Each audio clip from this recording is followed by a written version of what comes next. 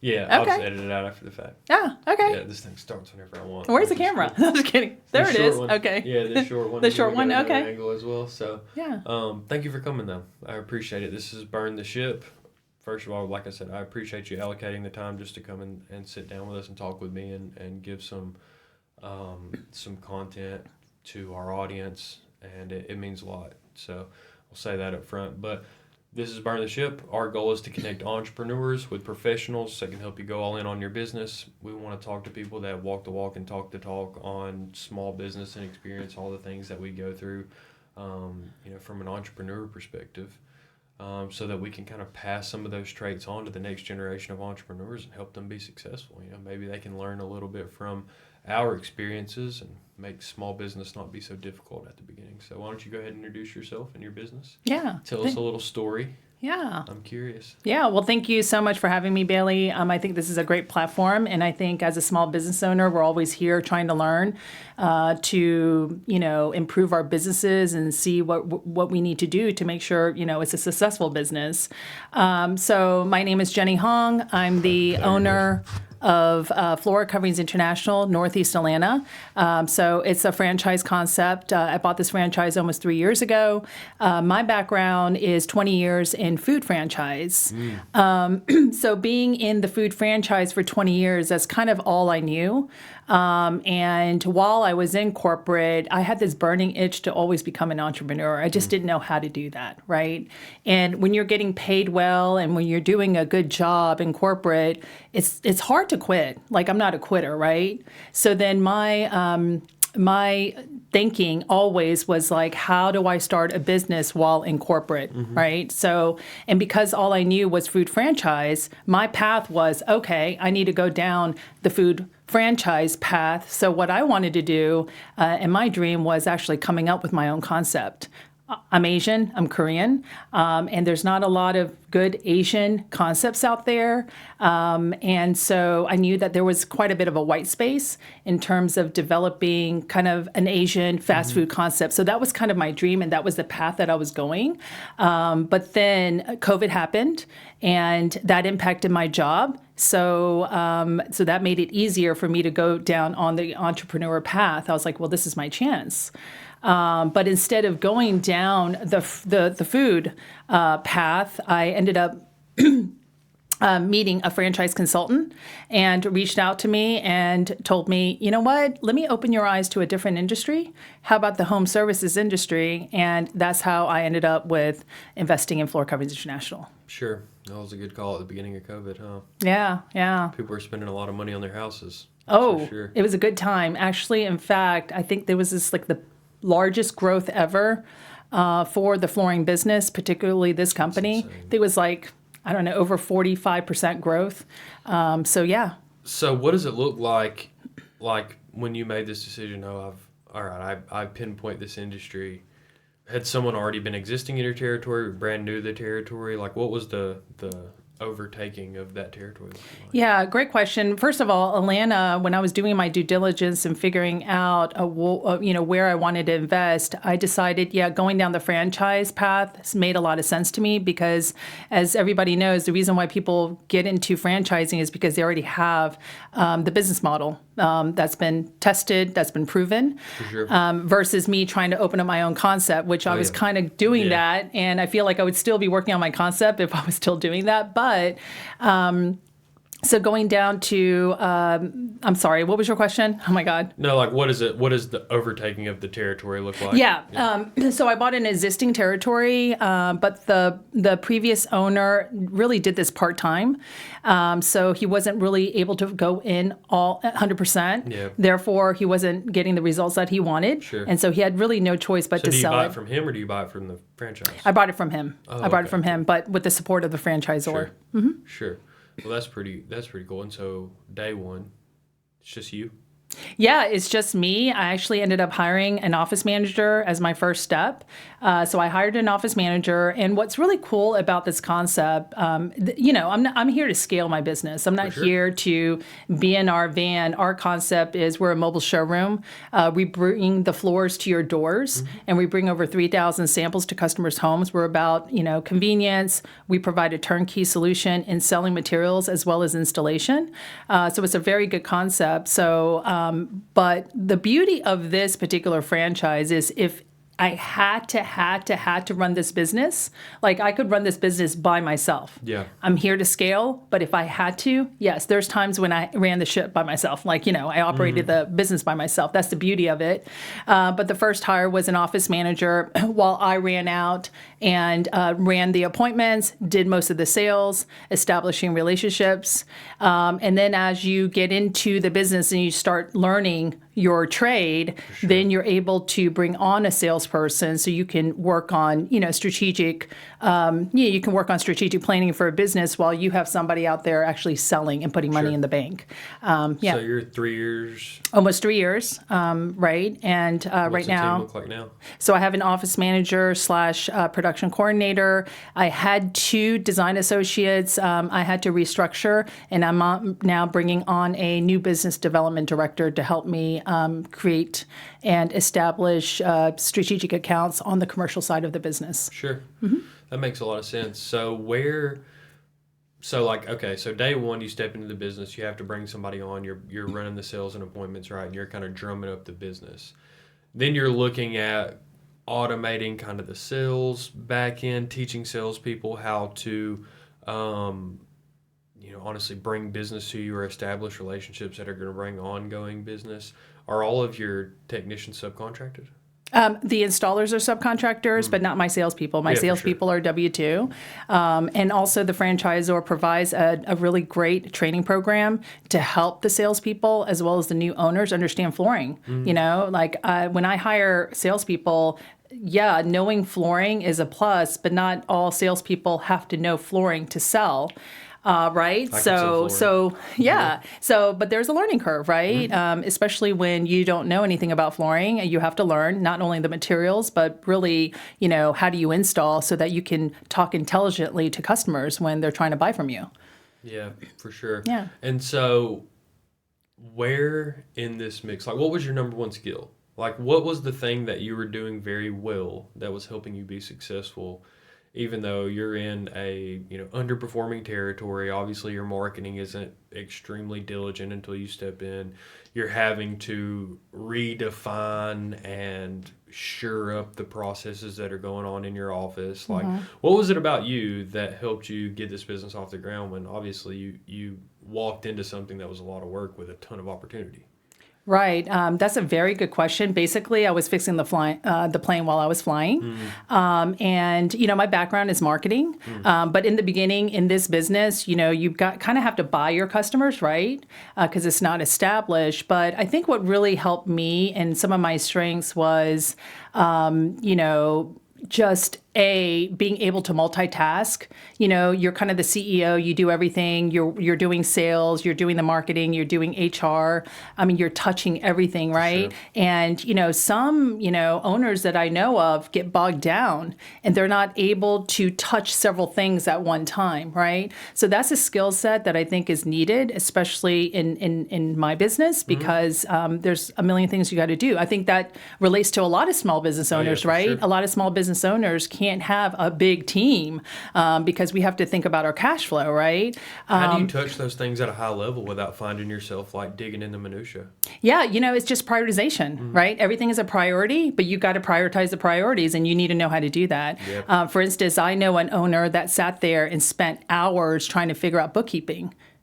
No. Why would you want to pay a bookkeeper $500 a month exactly, and never right? think about it again? Yeah. Exactly. So it's kind of you kind of have to be a little smart about what you need to prioritize and understanding what's most important, because everything is important, you think, when you're touching everything. But me, it was about, making sure we had money in the bank. We started out, there's a lot of expenses and costs that you have to deal with, and you got to have money in the bank, right? So first is taking care of our customers, right? And really having that trust.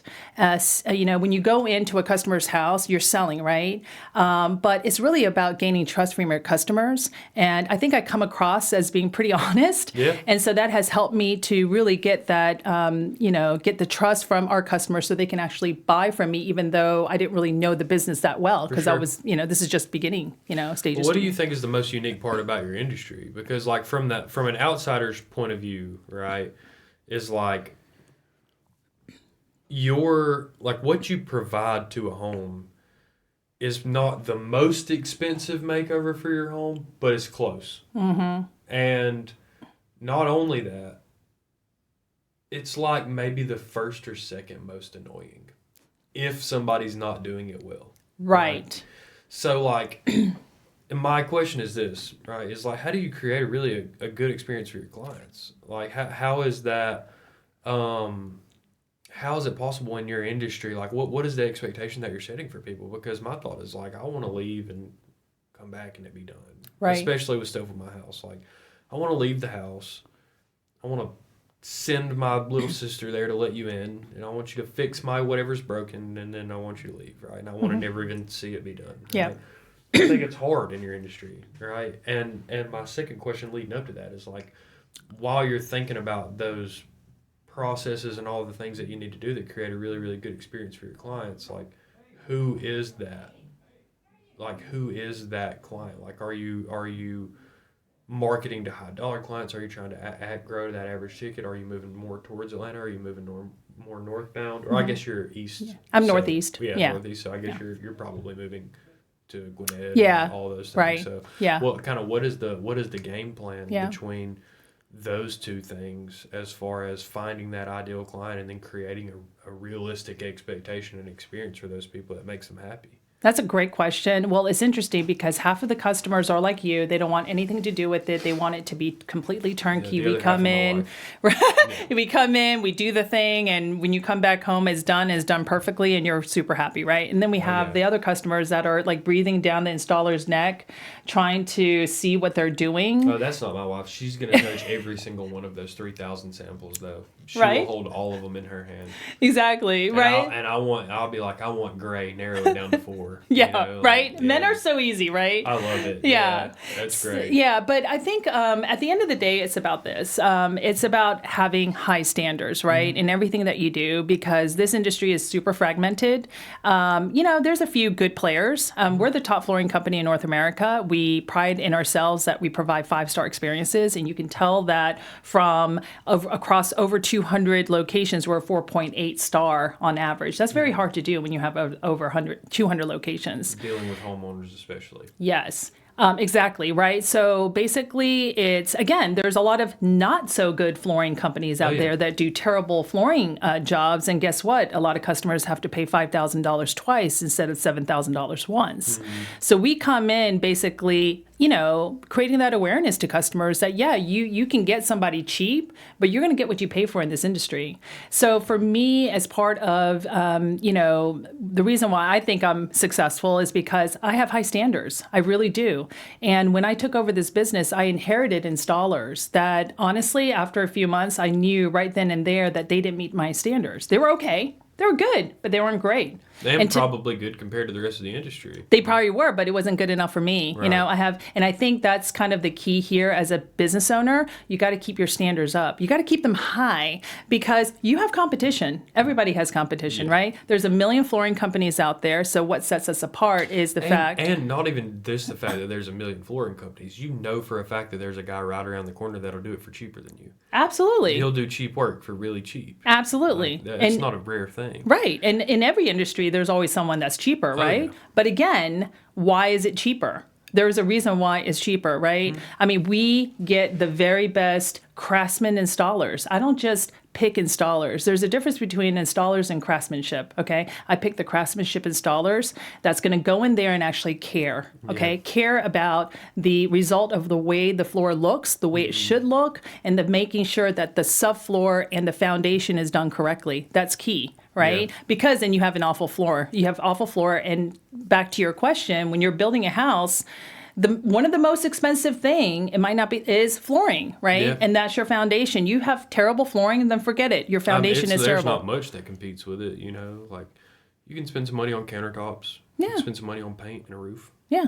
Other than that, I think your floor's probably the most expensive things like attached to your house. Absolutely. And you know what? I have customers all the time. They're like, I put it on the market and it's high, like people buy and sell houses like that. And they're like, well, it's been sitting on the market for about a week. What's wrong? I said, you know what? Because your flooring is not in good shape. It makes the house like 10 years older than it is. Exactly. I'm like, first of all, the stain or the color is outdated. Nobody wants to spend $800,000 on your house when it looks a little stuck in the 90s. Yeah. And I have to be honest with the customers. And then next thing you know, I changed I just have to change the color. Next thing you know, it's like a new house and it's super modern now. And all of a sudden he sells it in 3 days. Yeah. So those are the things that we do when we see customers. We're just not going to come in, let me know what product you want, and we just install it. We wanted this to be more consultative and help customers understand, how do we provide solutions for you that's going to maximize your investment? Because flooring is not cheap, for sure. Right? I would probably be the one driving your salespeople crazy because I would be like, which one do you like?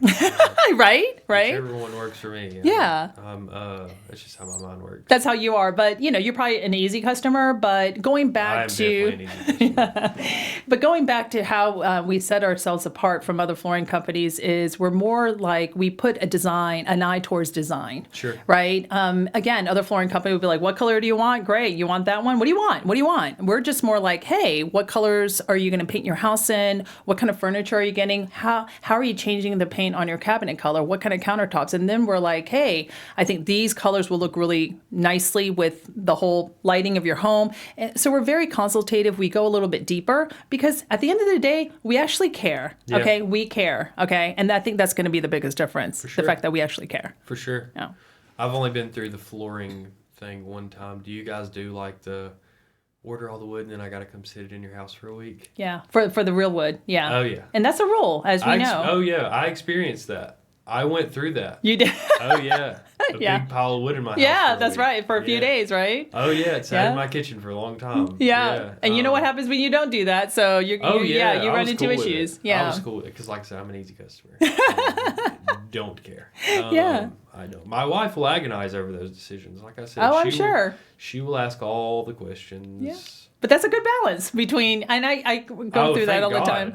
Thank God, because I would not do it. And it would cost me money. That's you know right. what I mean? But I'll do business with kind of the people that I meet this way. Yeah. Mostly like people that I have that interaction with is, I've gotten so used to interacting with small businesses. Like I'm going to get to talk to the owner and really see the culture of your company before I spend some money. And you guys are doing a really awesome job. So, yeah. Like I said, like your brand as well. You know what I mean? Like, I guess the franchise is doing a good job as far as quality control, as far as like how predictable the process is and how good a lot of the owners is. Because like I said, I met Gene before. Yeah. Sharp guy. Yeah, very sharp. Really hard. Like I don't think that there's a lot of people in your franchise really in your industry that are successful that don't work really hard and aren't trustworthy people. Like it doesn't take a lot in the home services space, especially to kind of paint a bad name for yourself, So it's been cool to see. Yeah. You guys are growing up. Yeah, we are. And, again, we just try to maintain that level of excellence in everything that we do. And I think that's critical because, you win people's heart by doing great work. And next thing you know, they're telling all their friends and family about it. That's what this is all about, is referral business, doing a wonderful job where it makes somebody talk about you. For sure. And then they tell their friends and family. Next thing you know, they're calling you because they want the same type of quality floors that your friend got. They just want the same experience. Yeah. And it's like this room, they just want the same exact experience. Yeah. So it's not rocket science, even as a small business owner. Yeah, it's very logical. Yeah. I mean, you do great work, you have high standards, and you're competitive, and you create a great value that you care. Hey, you're going to get some business. You're going to get some business, On the flip side of my question, probably 5 questions ago, What was really hard at the beginning? What do you think? Like, if you could go back, like, from where you are now to day one and give yourself one of the skills that you've learned over those almost 3 years, what would it be? I think what was hard, number one, is again going from the food to flooring. Food to flooring, okay? Because I didn't know much about flooring, right? So I had to learn very quickly. Thank God I didn't have to install. I'd rely on the installers to do the work. But I think one of the most difficult things that I had to deal with, and I think could resonate with other business owners, is people, finding the right people on your team. Okay. So in the beginning, when I was hiring my office manager, we were in the middle of, I think, right after like this whole COVID, when they were getting big unemployment checks. It was hard to get people, right? Get people to work in general. And to work in general. So trying to find that a diamond. Extra period of like, I think people were getting like extra money every week. Extra. Right? Oh yeah, it was impossible. Yeah. And so, impossible. And then plus you're getting all this resume because they have to, right? Next thing you know, 95% is trash. Yeah. And trying to dig to find a quality employee was the biggest challenge. Goodness. Yeah, I have a couple of friends that are in the recruiting space. I mean, like, that have been in the recruiting space for 20 years. You know, like, applications were up 5,000%, and no shows to interviews were up the same rate. You know? Right. Like, it was insane at that point. Yeah. Business was just in a crazy space. You know what I mean? At that time, so you really. I guess that was a challenge. Yeah, like I guess finding, that in general is like you kind of you rolled the dice in a good time for your industry, but you rolled the dice in a bad time for like human interaction. Exactly. You know, people were crappy humans at that time. Like exactly. Oh, terrible. And still that all those traits haven't disappeared. You know what I mean? It's like people are still in that mindset of not. I guess people just got more used to not being face to face. Like, I think that people really acted like they were interacting with people face to face, even when they weren't a lot of times, and acted with more integrity. And now that has been a challenge, like in your industry, in a lot of other industries that we interact with, and especially in the home improvement spaces. Like, there's a fine line between doing your job and doing your job well. You know what I mean?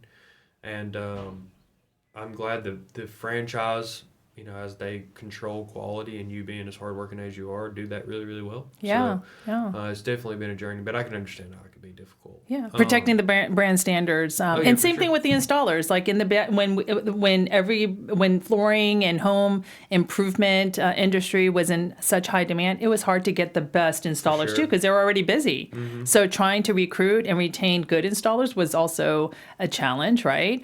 So I would say that was probably my biggest challenge, is trying to really get good employees as well as good installers when demand was so high and it was hard to find good people. Tell me your goals. My Where goals? do you go from here? Yeah, that's a great question. Well, it's interesting that you're asking me this because this is really fresh in my mind. We had a big meeting just last week. We were in San Antonio, and a month prior to that, several of us went to Cancun and with the CEO of the company, and basically they wanted Not to... two equally cool places. Yeah, right. One of those Yeah, is right. way cooler than the other. But basically, we had to do some homework, and what that homework was about is reading this book called 10X is Easier Than 2X. Yeah. You read that book, right? Uh-huh. Yeah, and then Who Not How. Uh-huh. Okay, Oh, so yeah. those were the two books we had to read before we went into the meeting, and they wanted to give us a heads up that that's pretty much the message for the convention in January. Mm-hmm. Okay, really shaking things up, right? Is it a franchise convention? Like, is it for your... Yeah, it's for the company. Floor Covers International has an annual convention, so we meet every year in January. I bet that's such a good time. Oh my God, it's a blast, and they put together. Just trust me, I've been to the payment processing. Oh yeah, I bet. Get-togethers. Yeah. I know the flooring one's more fun. Oh my God, it's a blast. They put a really amazing convention, and it's just inspiring. It's exciting. It's amazing. But so they always do it at the end of the year. They do it in January. Yeah, because then it's in January. Yeah, and then you get to Fresh know marketing budget. right, and then you kind of get to celebrate what happened the year prior, right? And you get to there's awards and all that kind of stuff. And but it's just a really happy time. Yeah. That is where people are the happiest in small business. It is. And I we're think, about to come up on that too. Like during the holidays and January is when people are the happiest. Like people, especially salespeople. Yeah. It drives me crazy.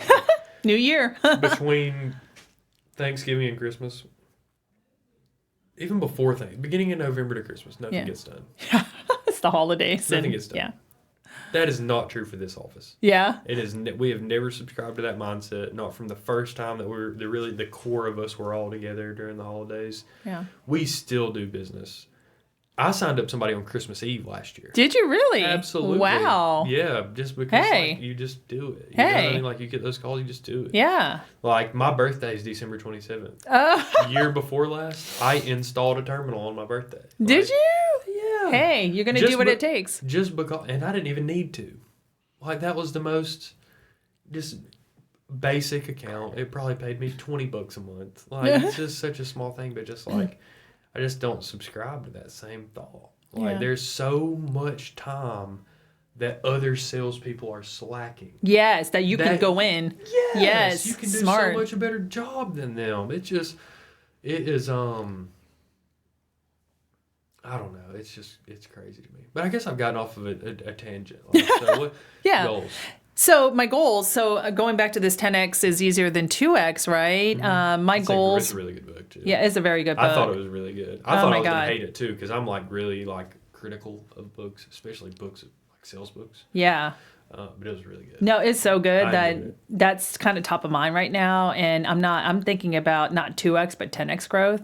And how do you exponentially grow your business? It doesn't always have to be the output, as you know, as you read the book, right? Yeah. So because of that, I've made a big shift in kind of my goals, right? Because now I want to think about 10xing my business versus 2xing my business. And so with that being said, my goal is to basically, I would say, double my revenue by next year. Okay. And stay with your one territory?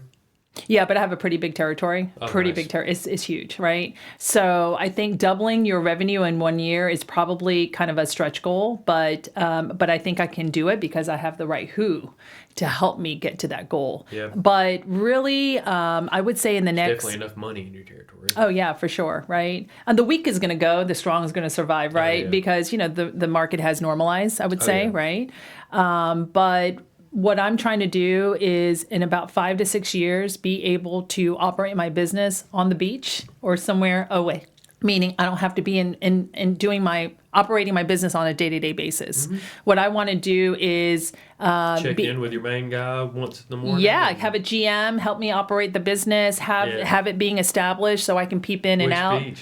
Yeah, you know what? Hey, you know what? That's a great question. I love the Caribbeans. I do too. I love the Caribbean. So maybe, St. Bart's? I'd love to be at St. Bart's. You're a Turks girl. Yeah, I love Turks and Caicos too. So anywhere in the Caribbeans, that would be great. But my point is this, my goal is to not do the day-to-day business and just be able to operate from wherever I am and having really a right-hand person to help me, really help maintain, manage, and grow my business is where I want to be. I challenge you to keep your goal the same. Yeah. It's going to be hard. Yeah. And I'll tell you why. I've been having this conversation long enough to see people blow their goals out of the water. Right? I've been doing this podcast for about the same time as you've been in business, like almost 3 years, right? Yeah. And I've seen people blow their goals out of the water. And I see your attitude toward business. Mm-hmm. Good luck not starting something else. Yeah? Yeah. You think I would start something else? 100%. It could be. I would. You could. Yeah, it could be. That's right. Yeah. Like having a parallel business. Oh, yeah. Oh, yeah. That makes a lot of sense. You're going to get your eye on something and you're going to say, yeah. Do something else. Well, I mean, and then, what I would do, right, is like, we talked about this before the camera came on. Like, progression is everything to me, right? Whether it's monetary progression or learning a new skill or whatever it may be, like progression is everything to me. Like improving and being my best self is very important to me, right? Go be a franchisor. Whoa. Yeah. Ooh. Do it. I know some that are really good friends of mine. Really? Yeah, absolutely. That created their own franchise? Absolutely. Concept? Yeah. Hey. I got a guy on here. The Designery. You should go watch that episode on Burn the Ship. It's fresh. It's maybe a month old, something like that. It's called Designer what? The Designery is the name of the franchise, but they do they were probably actually a really good connection for you because they do kitchen cabinets. They do sinks and just everything that they That can do is as far as kitchen awesome. remodeling. Have you ever heard of A1 Kitchen and Bath? Yeah, I did. I have heard of So that. he bought the whole franchise. He did. And redesigned their brand. That is so cool. I'm going to look them up. Yeah, you should check Oh him my out. God, I I'm gonna look them up. He's a very nice guy. Oh, It's probably, yeah. probably an incredible connection for you as far as being able to share business goes too. So if you want, I can make an introduction. That would be after this. He's a amazing. super nice guy. Yeah. Because in this flooring business, when I go to customers' home, what do they always ask? Hey, do you know anybody who can do kitchen cabinets? Because they want a one-stop shop. Yeah. And what I love to do is, refer them Yeah. to somebody who I know could take care of them, Oh, yeah, right? for It's all sure. about that. But the connections are huge. Oh, for huge. Sure. And he's probably the exact same way, like, because I know they're so specific about what it is that they do. Like, they're not full house renovating floors. Sure, You know what I mean? right. That's not their thing. And that They're- creates they're kind of doing like this- kitchens and bathrooms. That's you know? right. And so, yeah, I'll make an introduction. That's for you. awesome. I But- love it. Yeah. And you should pick his brain. I will. Yeah, I will 'Cause- definitely pick his brain. I think he's got a handful of 5-6 locations with franchisees. Ooh. And and he's young. Yeah, Like I me, love it. like Ooh, me. Like, that's incredible. I think he's younger than me. Wow. I don't know how old you are, but I'm sure you're young. I'm 27. Wow. He's about to be, Dang. he's like 24 or 25. Dang, I have to meet this guy. He's very sharp. He's Holy a very cow. sharp guy. But we had a long conversation about what that process was like Love after the podcast, because we spit numbers back and forth and stuff like that. And you would be blown away at the idea of franchising.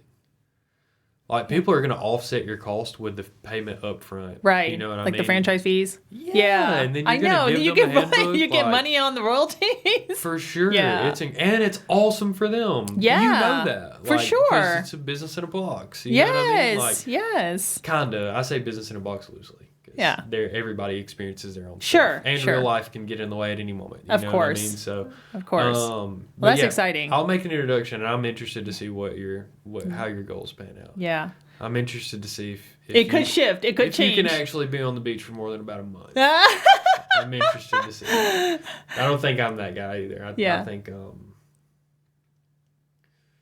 yeah. I don't know. Maybe if there's a nice pool table. I Yeah. guess. Well, Nice for golf me, course, I'm maybe I'm not the type that want to retire when I'm 60. I'm not that. I want to continuously work. I just don't want to be in the grind Yeah, for sure. on a daily basis that sure. I'm doing now. Like, I have to, going back to this book, I wish need to that focus was on the me. 20%. Oh, I wish that was me. I can't not. You know what I mean? Like, Yeah. I can't wrestle with it. Yeah. I need to be Doing something. improving. Yeah. That's all it is. I mean, listen. I just need to be improving Yeah. at something. I've got to, like, I don't care if we're playing dominoes. Like, I want to win. Yeah. That's really what it is. That's right. Like chess, agonize over chess, poker, anything just mildly competitive that is some sort of progression. So you're super competitive. There you Oh go. my God. Love to it. a fault. Oh my gosh. Yeah, it's ridiculous. You're going to be very successful. Jay's the same way though. That's why tomorrow, me and Jay and 2 other guys are going to play golf, right? Scramble. My uncle is one of them. And my uncle is a menace at golf. And should he lose, like Jay and my uncle are playing together and I'm playing with another guy, and should we beat them, Yeah. they will be Big ready nut- to go back the same day. Like, they're just like me. Like, we are cut from the same cloth as Yeah. far as just like agonizingly competitive to a fault where you don't even want to be. Like, you wish you could forget about it. Like, that's always been me. And Yeah. not even to the point where like I'm okay with losing. Mm-hmm. Like, as long as you're just getting better. You know Yeah, what I mean? that's right. As long as we're getting better and trying our hardest and we get a fair try at it, like, I'm cool with that, you know? And that's just me though. It's like, I think that's just probably how I'll always be. Well, that's one of Maybe I'll be the. trying to beat everybody at shuffleboard on my cruise ship. You know? I don't know, but we're going to have to be playing something. Well, that's one of the core values for Floor Coverings International is continuous improvement. That's Yeah. one of the core values because we're not perfect here, right? Yeah. And we can always improve. I think it's just a good frame of mind in general. Mm-hmm. Is trying to beat yourself at something. You Yeah. know what I mean? Like, Yeah. I think it's just a really, really good place to be mentally, is just always competing with yourself. Because Yeah. if you do that well, I mean, who else can compete with you? That's if you're, right. If you're beating yourself. That's you know what right. I mean? It's like, I appreciate you coming. Yeah. This conversation was awesome. Yeah. I've learned a lot. I've learned a lot from you as far as your perspective goes. Yeah. And I appreciate the ability to challenge you and just the things that you do in the future. I think you're gonna do some cool stuff. But Hopefully, I'll be plenty of back work. in a few years. I'll be like, here's what's going on. Yeah. Oh, I Here's my new invite goal. you to come back for Yeah, sure. that'd be We'll great. Watch this on the TV and Yeah. we'll laugh at how far you've That's come. right. I'll be like, we'll hey. laugh at the things that you said. You're like, oh man, learned so much since then. Right. Yeah. But the way that we always close the show is like allusion to our name, right? Burn the ship. Have you ever heard that Yeah. before? You told me. No. Yeah. You told Oh, me did I about told it. you Yeah. on the phone You before? did. Mm-hmm. What does it feel like to burn the ship? What's it feel like to go all in on your business?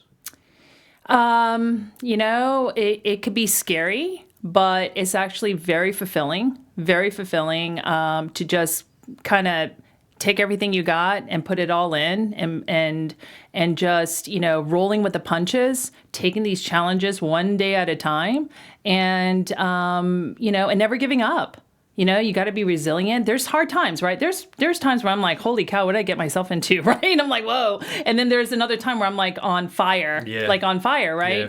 And I think it's just never giving up. And it's just, you know what? There's times when it's going to be tough. But when times are tough, that's when you end up forcing yourself to be the most creative. Yeah, I agree. And so I would say, it's about just not giving up, being resilient, and just, trying to be very creative and being very creative in winning. Yeah. Winning in your business. Yeah, for sure. Yeah. Winning your day to day. Yeah. That's always the goal too. I mean, I think that, like I said, being an entrepreneur is a very fulfilling thing, right? And I tell people all the time, if there is a way to scratch your itch without being an entrepreneur, right? If there is a way for you to live your life and be happy and find fulfillment without being an entrepreneur, you should do that. Absolutely. Because there is a lot of work and a lot of risk. Yeah.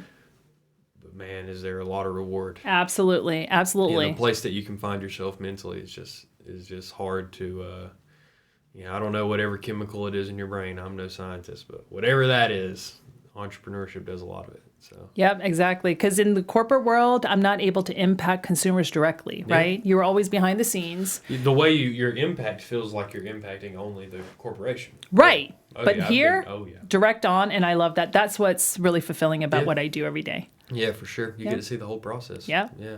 And it's exciting. I look forward to you coming back. I really do. Awesome. Can't wait. Thank you for coming. Thank you. Appreciate it. Thank you, Billy. Burn the ship. All right. That's it.